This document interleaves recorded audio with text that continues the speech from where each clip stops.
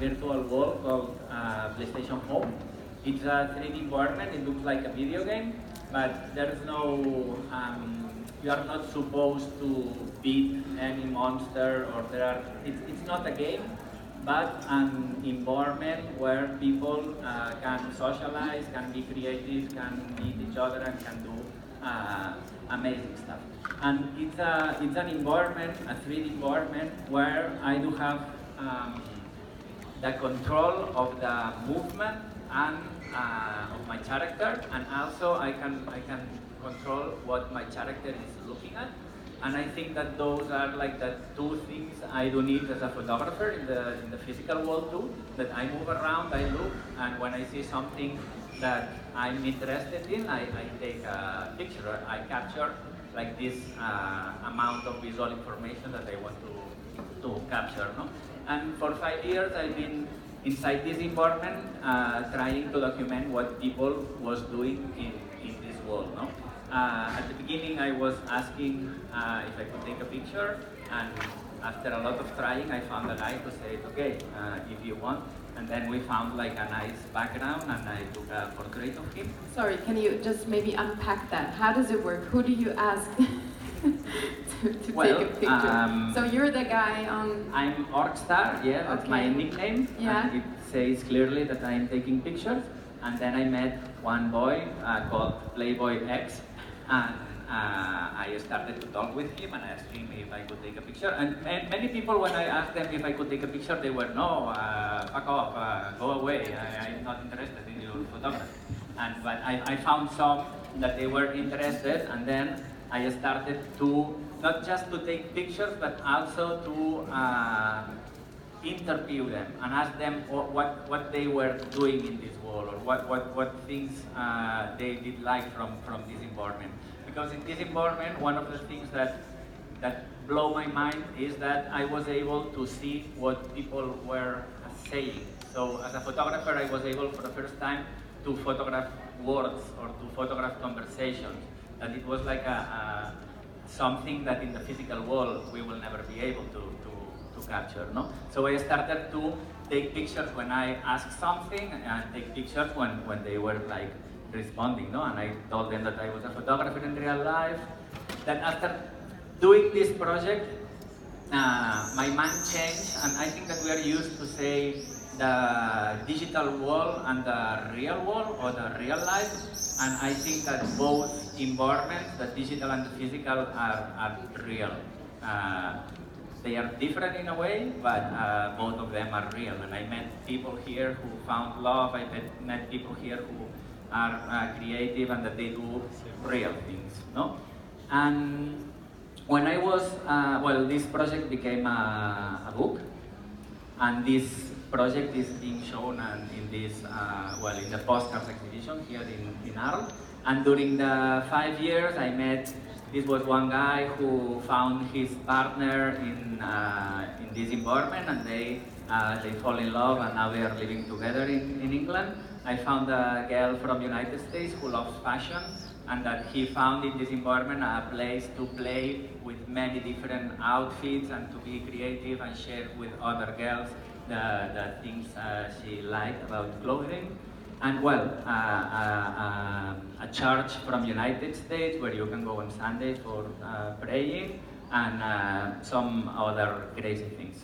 The thing is that when I was showing this to the photography community, I come from a photojournalistic background, also with a huge influence on video games and computers. But when I was showing this work to like portfolio reviews, and some people, they were like angry at me, and they were like, this is not photography, those are screenshots, no? And it was like, and they made me think, because it was, okay, so what is photography, no?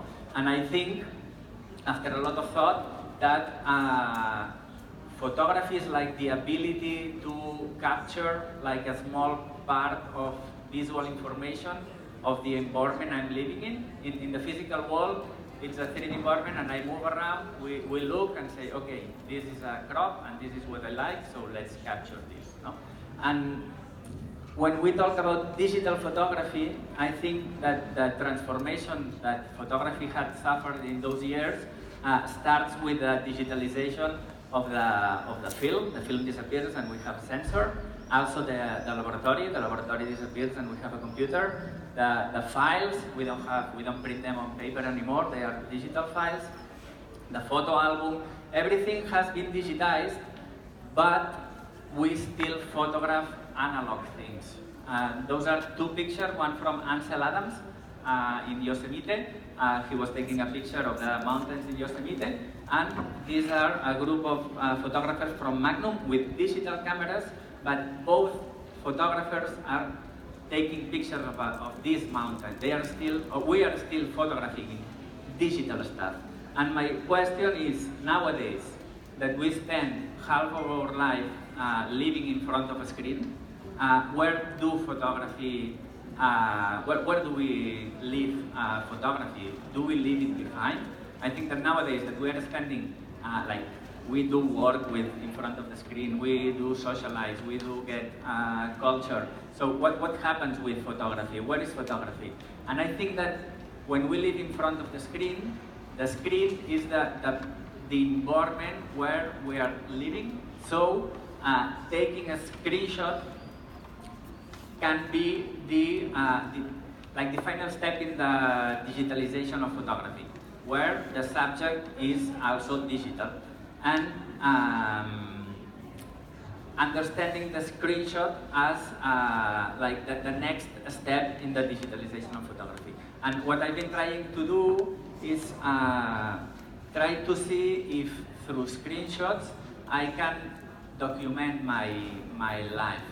Nowadays that I'm spending 7 days in front of computer, I did try to do a Tumblr where all my screenshots from all my devices are automatically uploaded to this Tumblr blog, and I can see, I don't have it here now, but you could see my last screenshots are a conversation with Doris, my Google Maps from Barcelona to Arles, my reservation in booking for the hotel, and I think that the screenshot can be a tool to not just to save this bank account number that somebody sends you, but to document the lives we are spending in front of the screen.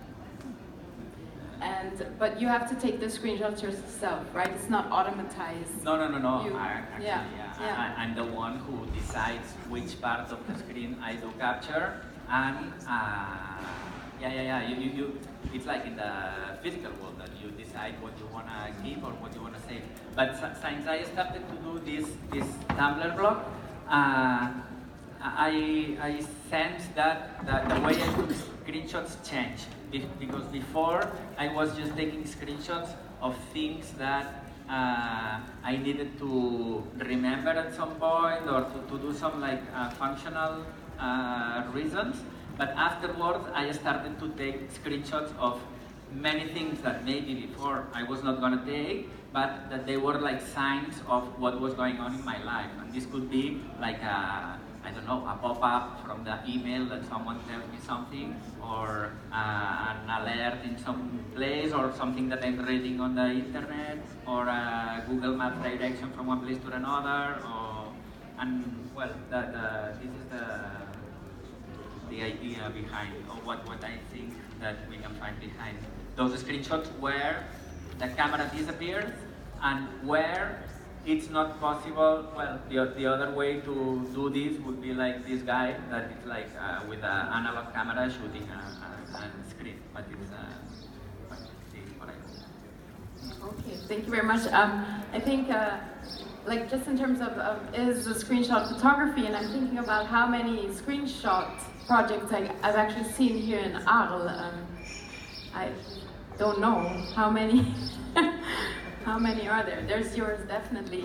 Maybe this can kind of be the link to you, John, because you're working as a curator in the field.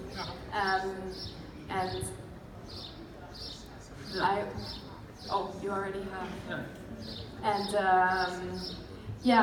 when you're in an environment like Arles, for example, and when we're speaking about photography, constantly expanding the kind of methods for its image production, and also the way we circulate images and the way we consume images.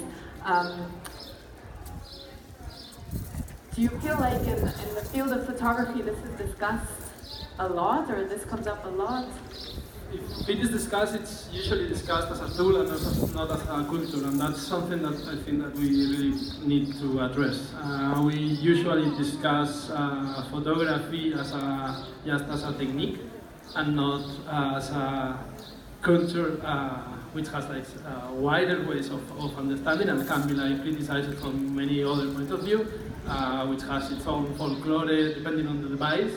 I mean, there's this like analog folk photography, we could say, but there's also like the digital folk photography that should be also taken into account. So one of the first things that I should say is that yeah, we should understand photography as a culture which has all these prejudices as well that we should address. But yeah, one of the things is that as we address it as just as a technique, and technique seems to be something really important in photography, there's always some sort of panic on addressing like new changes in this technique, and it makes it difficult to incorporate these works. Anyway, this Rock's work, in this case, it's included in this Postcards exhibition, which is at least there's one, and it might be, I didn't have the time to take all the shows, so it might be more shows with screenshots. I'm pretty sure that there should be at least. Yeah. So maybe you can tell us a little bit about what you are working on at the Photographers Gallery, because the Photographers Gallery was also one of the first